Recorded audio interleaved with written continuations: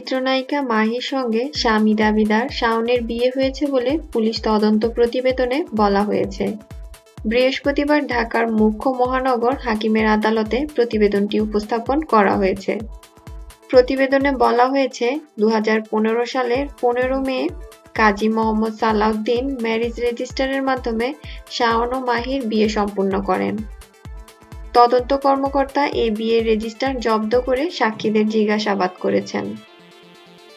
তদন্ত কর্মকর্তা বলেন, শাওন ও মাহির বিয়ে হয়েছে, এই সংক্রান্ত কাগজপত্র আমি নিজেই জব্দ করেছি।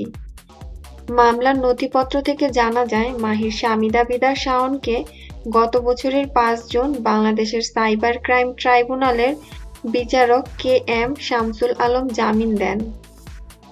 আদালতে দুজনের পক্ষ থেকে আপোষ মীমাংসার কথা বলা হলে আদালত জামিন দেন।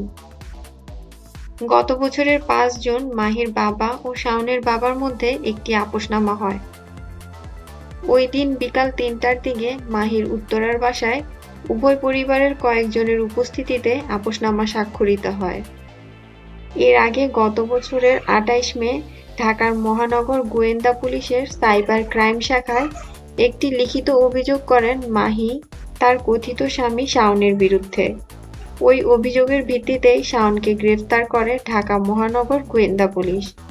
গ্রেফতারের সময় গোয়েন্দা পুলিশ শাওনের দক্ষিণ বাড্ডার বাসা থেকে কম্পিউটার জব্দ করে।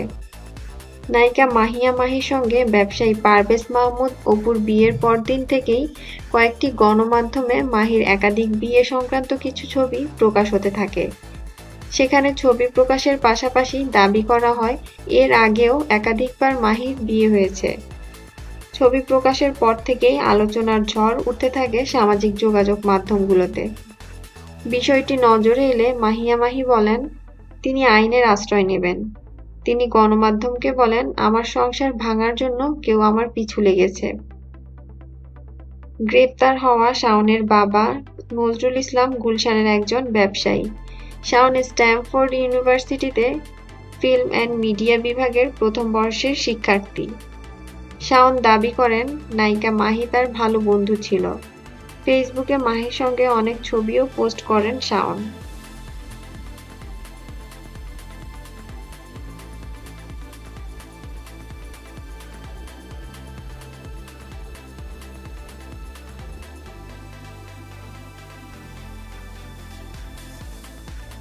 আমাদের চ্যানেলের সঙ্গে থাকার জন্য সকলকে ধন্যবাদ। বিনোদন জগতের আপডেট নিউজ পেতে আমাদের চ্যানেলটি সাবস্ক্রাইব করুন।